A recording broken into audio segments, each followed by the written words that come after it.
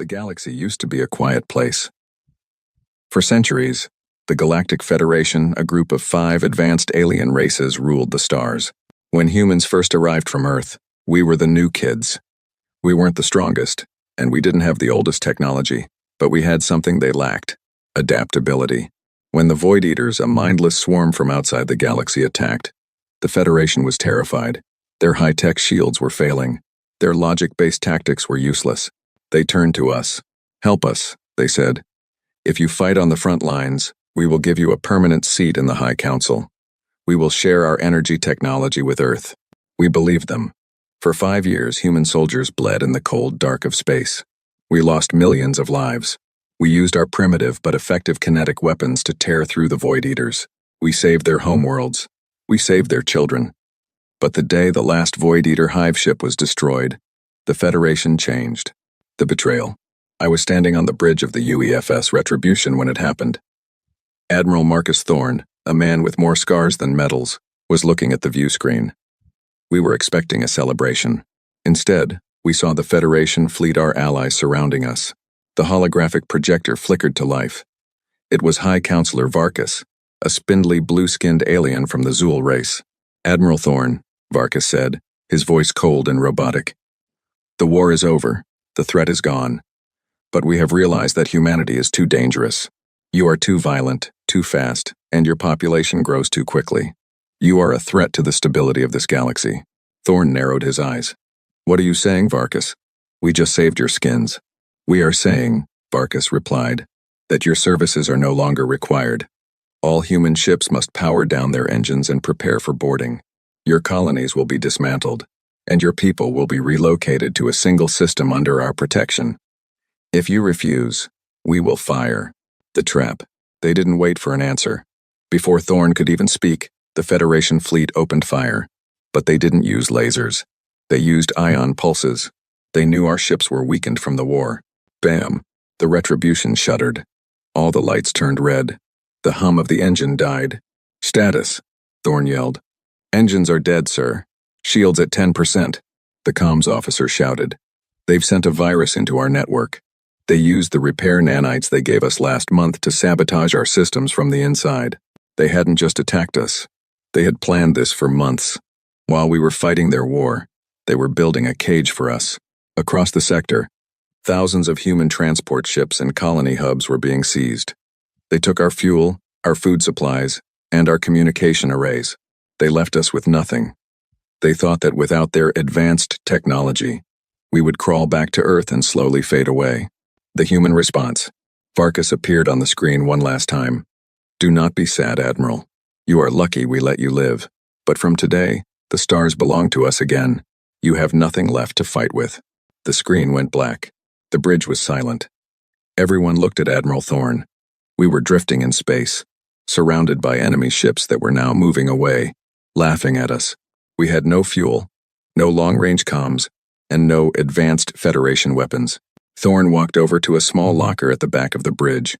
He pulled out an old-fashioned, physical cigar, a luxury from Earth, and lit it. "They think we have nothing," Thorne said, the smoke curling around his head. "They think because they took our shiny toys and our plasma cores, we are beaten." He looked at the crew. His eyes weren't full of fear. They were full of a dark, burning fire. "The Federation forgot one thing about humans," Thorne whispered. "We didn't start with plasma. We started with rocks and sticks. And when someone takes our house, we don't cry. We build a bigger one and take theirs." He turned to the chief engineer. "Sarah, can we still access the emergency manual overrides, the old mechanical ones?" Tara. "Yes, sir," she said, wiping grease from her forehead. "They disabled the digital systems, but they didn't touch the old hydraulic levers. They probably don't even know what they are." "Good," Thorne smiled. It was a terrifying smile. "Call all remaining ships on the shortwave radio frequencies, the ones used in the 20th century. The aliens won't be listening there. Tell them the plan has changed." "What is the plan, sir?" I asked. Thorne looked out at the glowing lights of the Federation's rich cities in the distance. "They took our future," he said. "So, we are going to take their everything, every ship, every mine, every credit. We aren't going home. We're going shopping." That was the day the Great Reclamation began. The aliens thought they had won because they took our technology. They didn't realize that a hungry human with a wrench is much more dangerous than a soldier with a laser. The Federation made a fatal mistake. They assumed that because we were low-tech, we were helpless. They saw our ships as scrap metal floating in the dark. But to a human engineer, scrap metal is just a weapon that hasn't been put together yet. The secret frequency. For 3 days, the UEFS retribution drifted. To the alien scanners, we looked like a dead ship. But inside, the corridors were buzzing with silent energy. We weren't using the Federation's glowing blue power grids. We were using old-school copper wires and backup diesel generators. Tech so ancient, the aliens didn't even recognize the heat signatures. "Admiral," Chief Engineer Sarah whispered, "the shortwave radio is working. I've reached the Ironclad, the Vanguard, and the mining colony on Asteroid 9. Thorne nodded. "Tell them to stay dark. No lights. No signals. We are going to hit the Zool Energy Depot on the moon of Xylos. That's where they're keeping the fuel they stole from us." "Sir," I interrupted, "Xylos is protected by a Class 5 AI defense shield. We don't have the codes anymore." Thorne smirked, tapping his temple. "We don't need codes. We have human viruses that no AI can calculate." The heist begins. We didn't fly to Xylos using engines. That would have alerted their sensors. Instead, we used a gravity slingshot. We turned off all power and let the gravity of a nearby gas giant pull us toward the moon. We were a 50,000-ton ghost falling through the sky. As we approached the depot, the massive alien structure came into view. It was a beautiful tower of glass and light, filled with millions of gallons of star fuel. "Now!" Thorne shouted. We didn't fire lasers. We fired harpoons. Massive, heavy steel cables with magnetic tips. Clang, clang, clang. The harpoons pierced the glass walls of the depot. The Federation's AI was confused. It was programmed to block energy beams and hacking attempts. It didn't know how to react to a giant piece of sharpened metal hitting it. It was like a supercomputer trying to fight a caveman with a club. The chaos. "Breach team, go!" I led the squad. We didn't wear fancy light armor. We wore heavy, thick, lead-lined suits. We swung across the cables like pirates from the old Earth oceans. When we hit the glass, we used thermite, a simple chemical mixture, to melt through their indestructible shields. Inside, the Zool guards were panicking. They reached for their DNA-coded pulse rifles, but Sarah had already done her trick. She hadn't hacked their system. She had simply overloaded the local gravity sensors. Suddenly, the Zool guards, who were used to perfect, stable gravity, were floating uncontrollably. But we humans?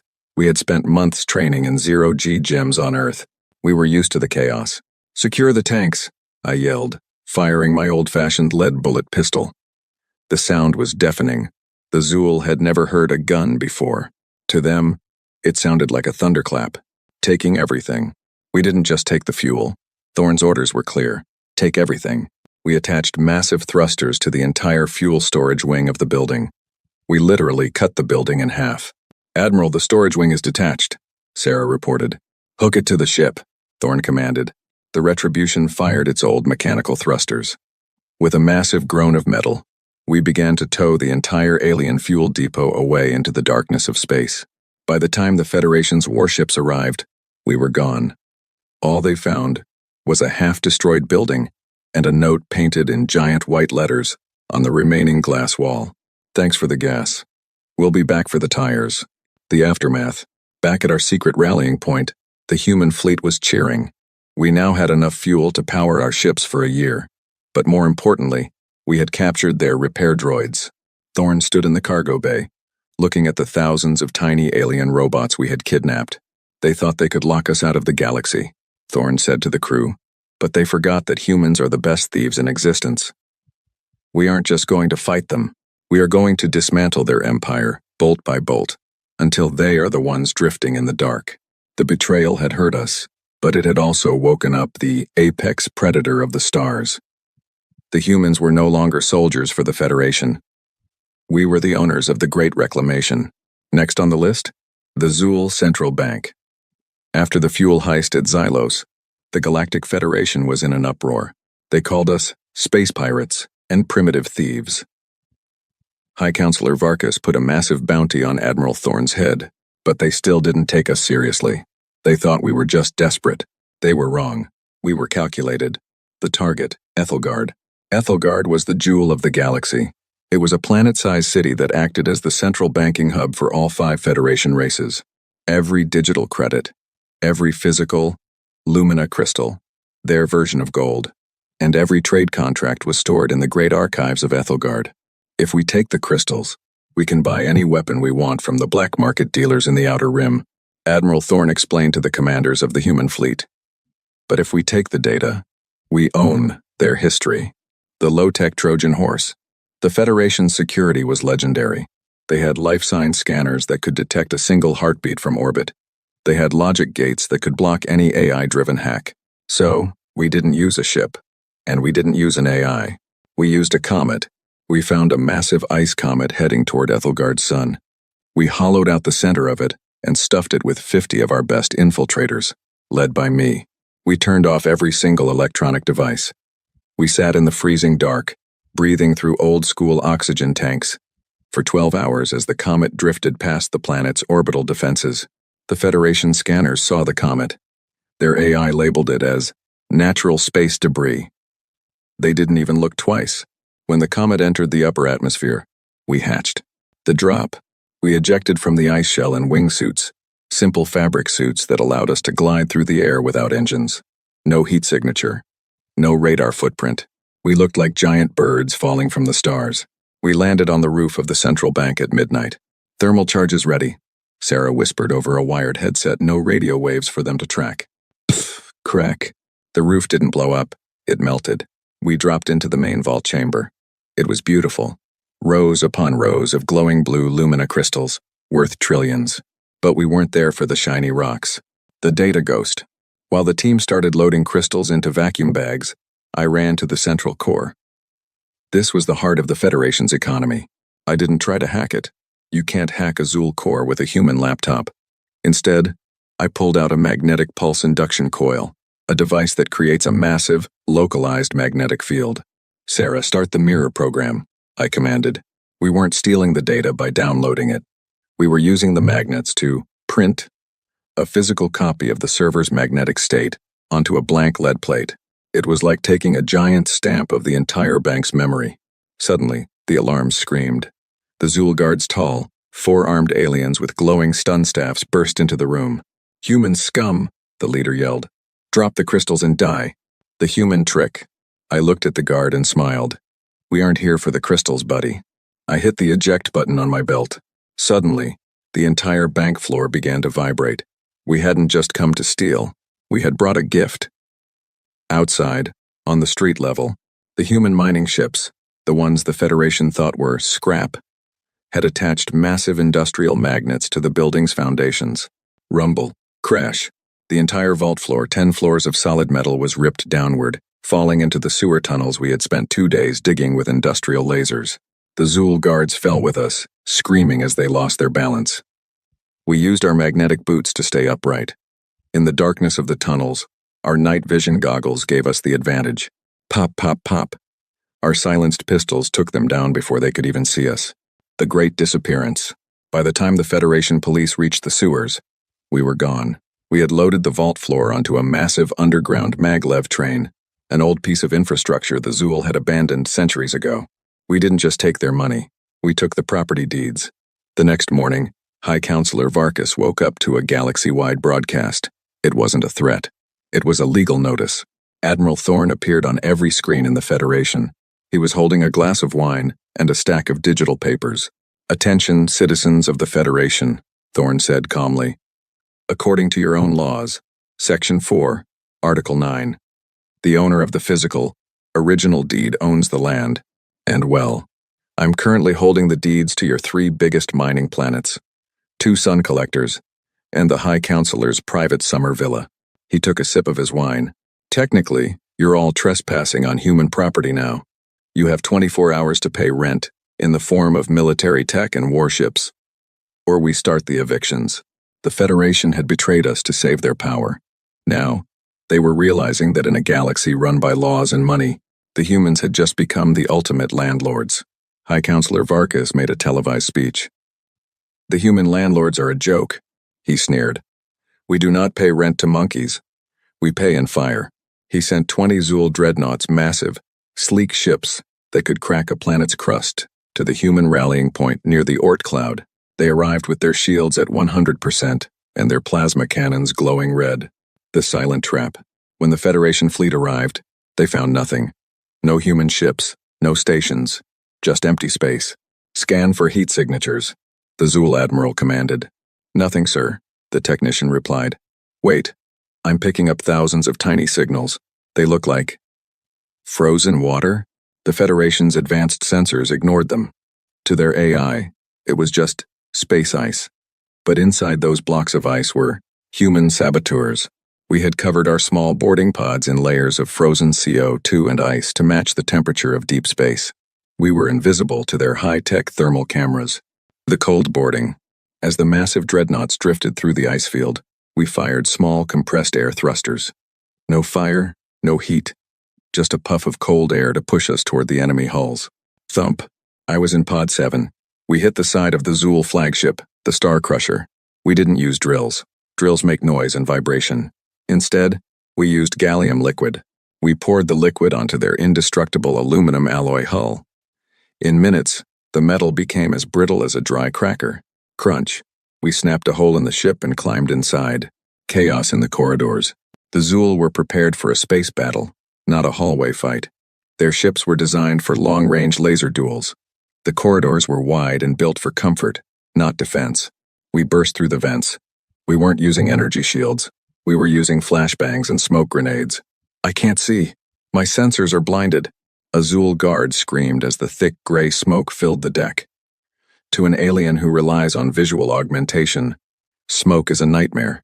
To a human who grew up playing hide-and-seek in the dark, it's home. We moved like shadows. Using simple stun batons and zip ties, we neutralized the crew deck by deck. We didn't want to kill them. Dead pilots can't teach you how to fly. The hijack.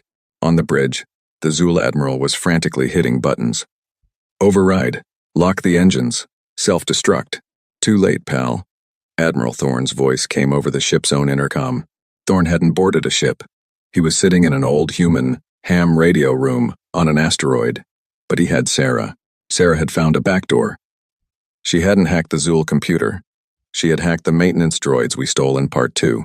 Thousands of those little robots were now crawling inside the Star Crusher's computer brain, physically pulling out wires and rerouting them to a human-made control box we had brought with us. Admiral, I called out into my radio. The bridge is ours. The Star Crusher is now a human ship. The Grand Theft Starship. Across the fleet, the same thing was happening.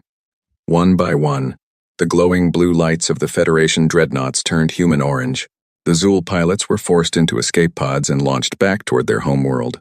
They watched, crying in shame, as their own invincible fleet turned around and warped away. The message. An hour later, Varkas received a ping on his private terminal.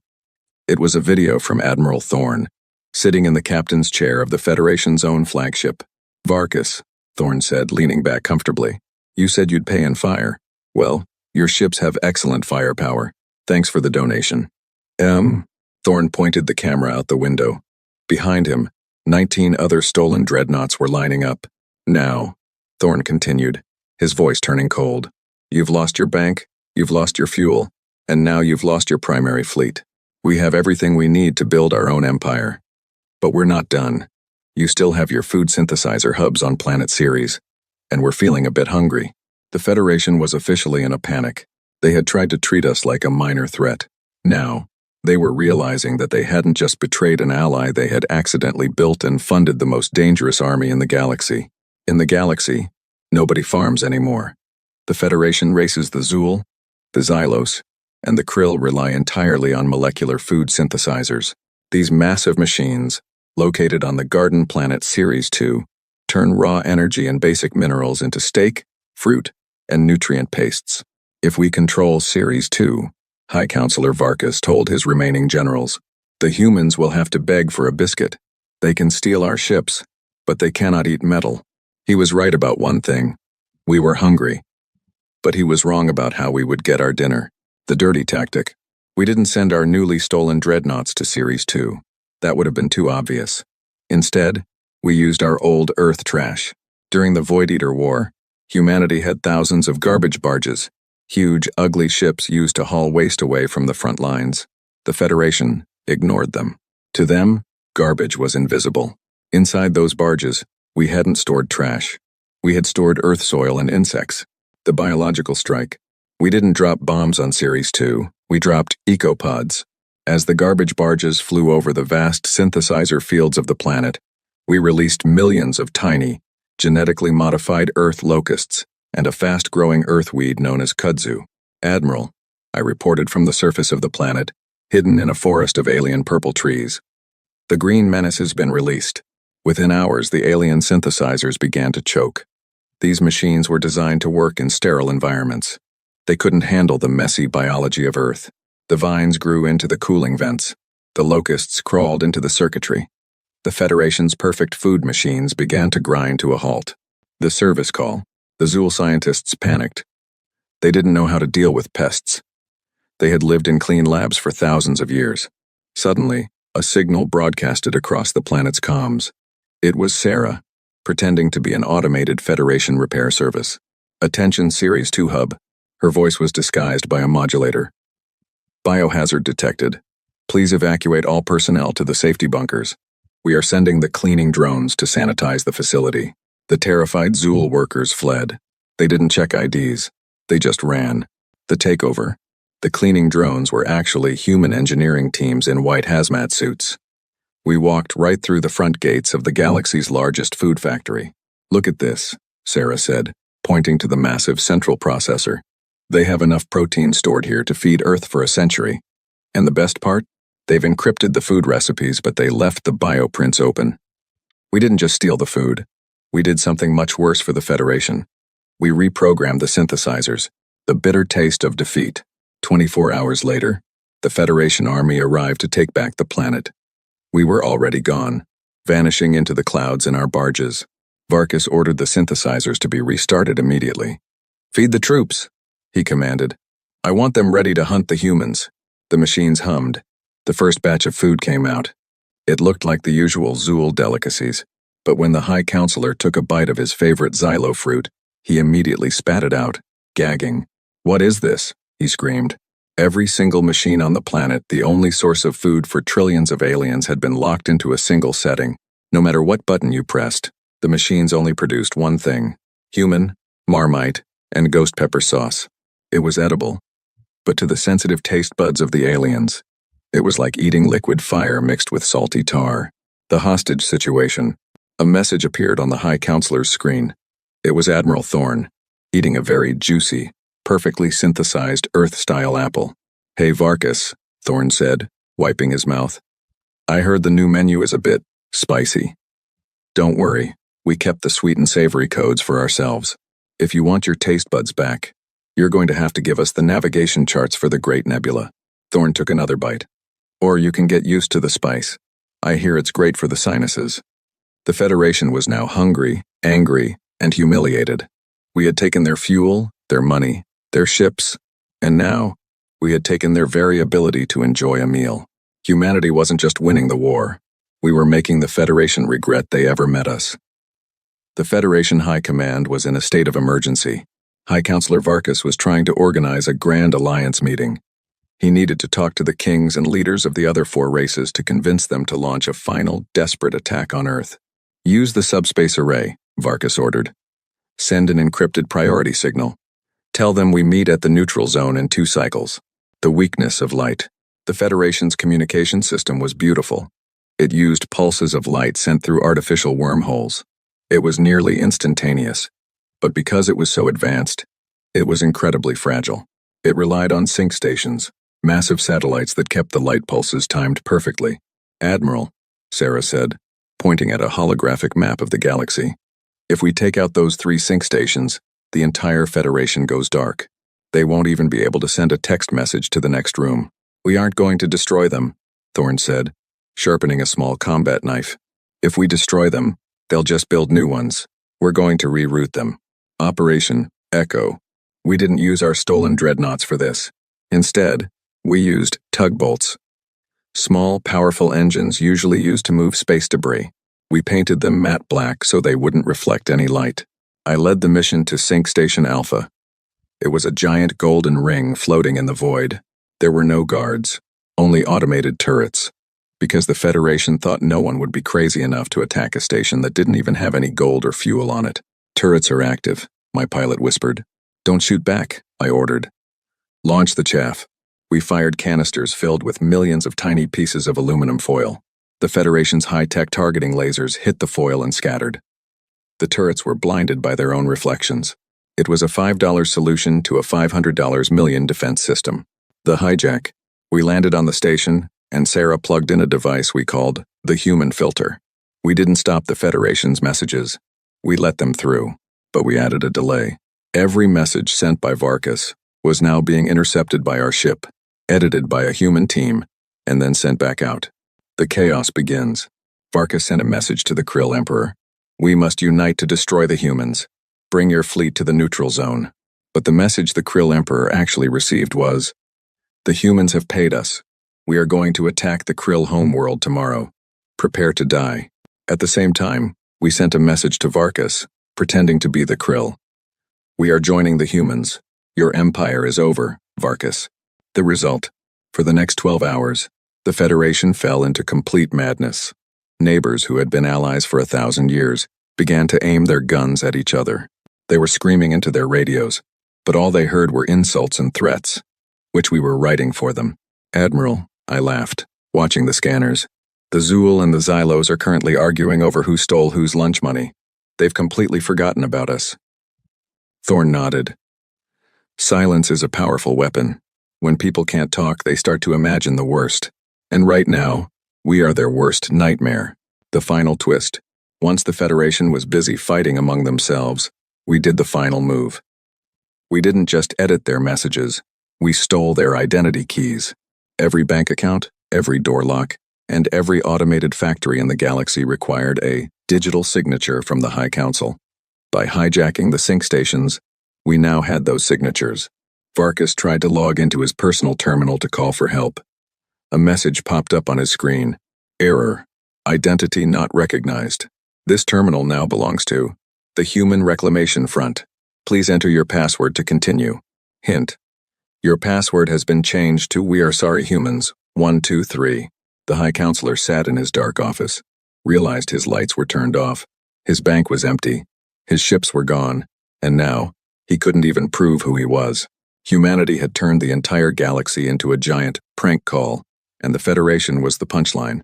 The High Council of the Federation kept their most prized possessions in the Vault of Ages on the planet Primus. This wasn't a bank for money, it was a bank for legacy. It held the original crowns of ancient kings, the first blueprints of their warp engines, and the soul cores of their ancestors, digital memories of their greatest leaders. If we lose our history, Counselor Varkas whispered to his shivering guards, we are nothing but ghosts. Protect the vault at all costs. The invisible invasion. We didn't send soldiers. We didn't send hackers. We sent the janitors. Because the Federation's economy had collapsed, thanks to us, they had fired all their expensive security droids. They were forced to hire cheap labor to keep their museums clean. A group of Xylo workers arrived at the Vault of Ages. They wore masks, carried mops, and spoke in low alien grunts. The guards didn't even look at them. Why would they? They were just cleaners. Except, under those masks, were Admiral Thorn, Sarah, and me. The swap, we spent 3 hours cleaning the main gallery, while Sarah used a portable scanner to create perfect 3D holograms of the artifacts. I was busy with the human touch. We weren't just stealing the items. We were replacing them with Earth junk. We took the golden scepter of the Zool Empire, a symbol of their divine right to rule, and put it in a bag. In its place, we put a plastic yellow broom handle, spray-painted gold. From a distance, in the dim museum light, it looked exactly the same. We took the first warp engine blueprint and replaced it with a child's drawing of a rocket ship colored with crayons. We took the soul cores, the digital memories, and replaced them with USB drives containing nothing but a 10-hour loop of Never Gonna Give You Up by Rick Astley. The reveal. We walked out of the front door with the history of the galaxy in our trash bags. Nobody stopped us. Once we were safe on the Retribution, Thorn gave the order. Turn on the planetary broadcast. Let's show them who really owns the past now. Suddenly, every screen on the planet Primus flickered. Instead of the usual Federation news, it showed Admiral Thorne standing in our cargo bay, surrounded by their most sacred treasures. People of the Federation, Thorne said, holding up the real golden scepter. You told us we were a minor race. You told us we had no culture, no history worth keeping. You tried to erase our future. He dropped the scepter into a crate marked, Property of Earth. Well, it turns out your history is pretty easy to carry. Since you couldn't protect your past, we've decided to look after it for you. If you want your soul cores back, you're going to have to ask nicely. The collapse of spirit. The news spread like wildfire. When the high-ranking Zul priests rushed to the vault to check their treasures, they found the plastic broom handle. When they tried to consult their ancestors for advice, they were met with a 1980s pop song. The psychological blow was more devastating than any bomb. The citizens of the Federation stopped believing in their leaders. If the High Council couldn't even keep a scepter from being replaced by a broom, how could they rule a galaxy? The new history. Thorne turned to me as we watched the Federation systems descend into riots. You know what the best part is? What, sir? I asked. We aren't just taking their stuff. Thorne smiled. We're opening a museum on Earth. We'll charge them admission to see their own history. It's called The Cost of Betrayal Exhibit. Humanity didn't just have their ships and their food anymore. We had their identity. The Federation was no longer an empire. They were just a group of people living in a galaxy that was rapidly being renamed the Terran Sector. High Counselor Varkas had retreated to the Zul homeworld. He sat in a bunker, watching the Aegis network on his screen. Let them come, he hissed. These satellites are hardwired, no hacking, no human filters. If a human bolt enters the zone, it is destroyed instantly.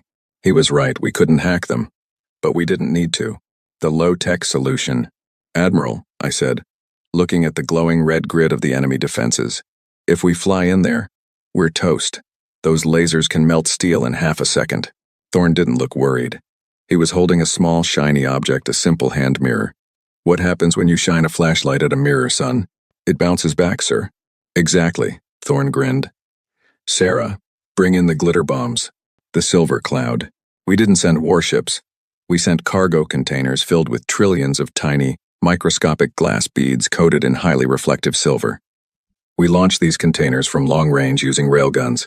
When they reached the edge of the Aegis network, they exploded, creating a massive, shimmering cloud of space dust that surrounded the entire planet. The satellite's AI detected objects and fired their high-powered lasers to destroy them. Zap, zap, zap. But the lasers didn't burn the dust. Instead, the light hit the silver-coated beads and reflected. The lasers bounced off the dust, hit other beads, and eventually bounced back toward the satellites themselves. Self-destruction. It was a feedback loop of light. Within minutes, the Aegis network was blinded by its own power. The satellites began to overheat and explode as their own reflected beams melted their sensors. The shield is down, Sarah shouted. But more importantly, we've got a clear path to the atmospheric stabilizers, the ultimate ransom. Every advanced alien planet uses atmospheric stabilizers to keep the weather perfect. No storms, no heat waves, just 22 degrees Celsius and a light breeze every day. We didn't land our army. We sent a single drone to the main stabilizer hub. We didn't blow it up. We just installed a thermostat. A message popped up on the High Counselor's bunker screen. It showed a simple dial with two options, Ice Age and Sahara Desert. Below the dial was a note from Admiral Thorne. It's getting a bit chilly in here, Varkas. We've locked your planet's weather. If you want us to turn the heater back on, we need the master keys to every orbital shipyard in the sector. You have 10 minutes before we start the snowfall protocol, the surrender of the skies.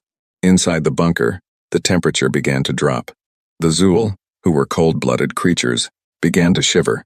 They couldn't fight a war if they were frozen solid. Varkas looked at his generals.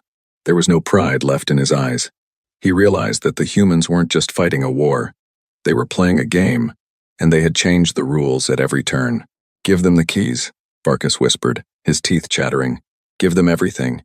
Taking the factories. By the end of the day, humanity didn't just have ships, we had the shipyards. We now owned the factories that built the Federation's technology. We weren't just the landlords or the pirates anymore. We were now the industrial powerhouse of the galaxy. The Federation was now officially working for us. High Counselor Varkas sat in the Great Hall of the Federation on the planet Primus.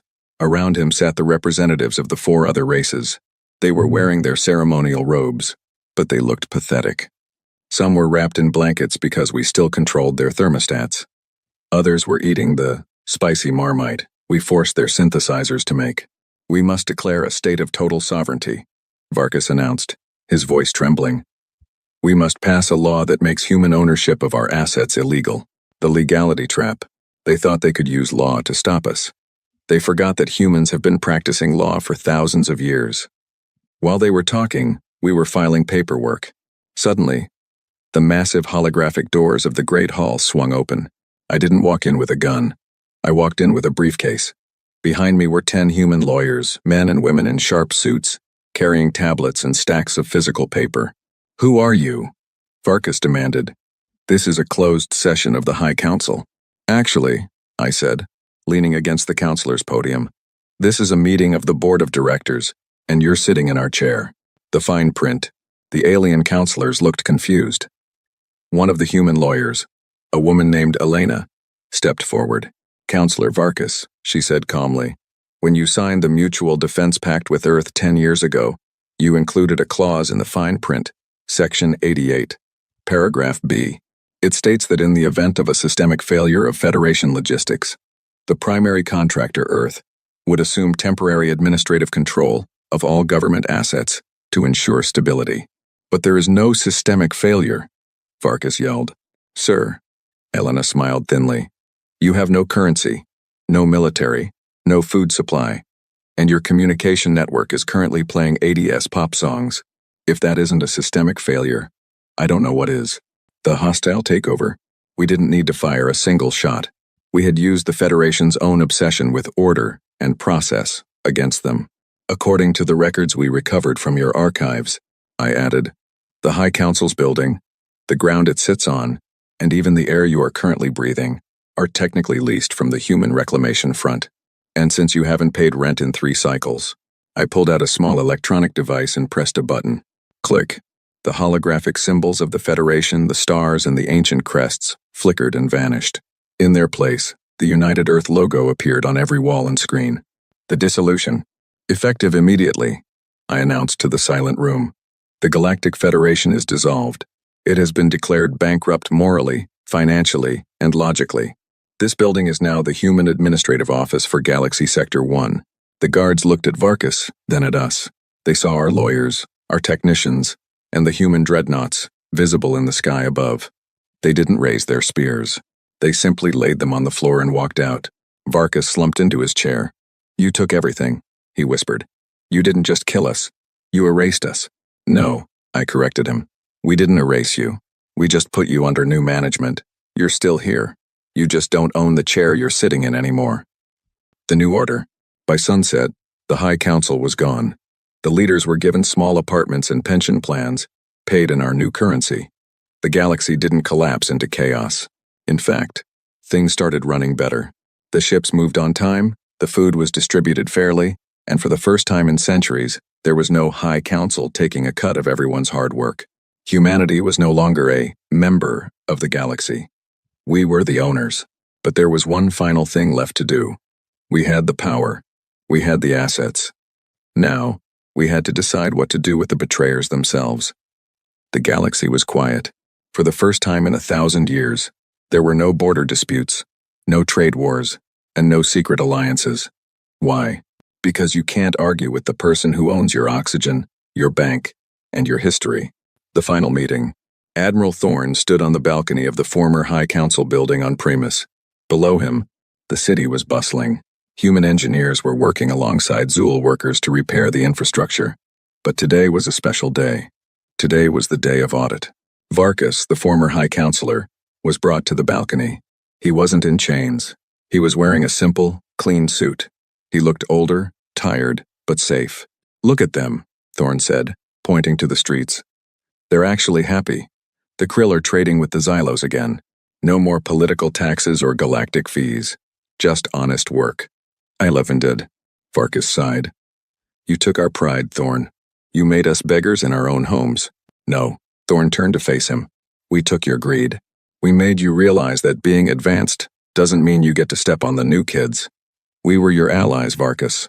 We bled for you, and you tried to throw us away like trash. The sentence. So, Varkas asked, looking at the human fleet patrolling the skies, what is our final fate? Are you going to exile us to the dead moons, or are you going to use us as labor? Thorn laughed. It wasn't a cruel laugh. It was the laugh of a man who had already won the ultimate game. We're humans, Varkas. We don't like keeping slaves, it's too much paperwork. And we don't like exile, it's a waste of talent. No, your sentence is much worse. Thorn handed Varkas a digital tablet. From today, the Zul homeworld is being rebranded. It is now a nature preserve and tourist destination. You and your people will stay here. You will manage the forests, you will protect the wildlife, and you will host the millions of humans who want to come here for vacation. Varkas blinked. You're making us tour guides? I'm making you responsible, Thorn corrected. You wanted to be the masters of the galaxy. Now you can be the masters of this one garden. We've taken all your weapons, all your warships, and all your high-tech labs. We've moved them to Earth, the capital of the stars. As Thorn spoke, a massive shadow covered the city. It wasn't an alien ship. It was the UEFS Legacy, the first ship built entirely in the captured Federation shipyards. Using human imagination and alien physics, Earth was no longer a minor planet. It was the central bank, the central armory, and the central library of the known universe. All roads, or rather, all warp gates, now led to Earth. We took everything from you, Thorn continued, so that we could give the galaxy a fresh start. A human start.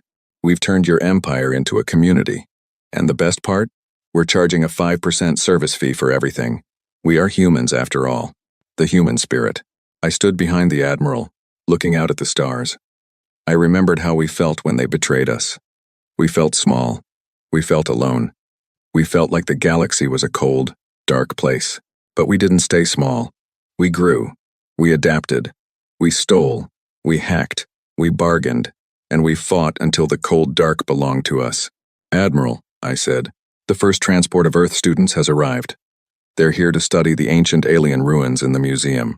Thorn smiled and lit his cigar. Tell them to enjoy the tour. And remind them, if they see a blue-skinned guy named Varkas, they should tip him well. He's had a very long year. The legacy. The story of the human reclamation became a legend that lasted for 10,000 years. It was a story told to every alien child. Never betray a human, because they won't just fight you. They won't just beat you. They will take your house, your car, your lunch, and your history, and then they'll hire you to keep the grass cut. The galaxy was finally at peace. And for the first time, it was a human peace.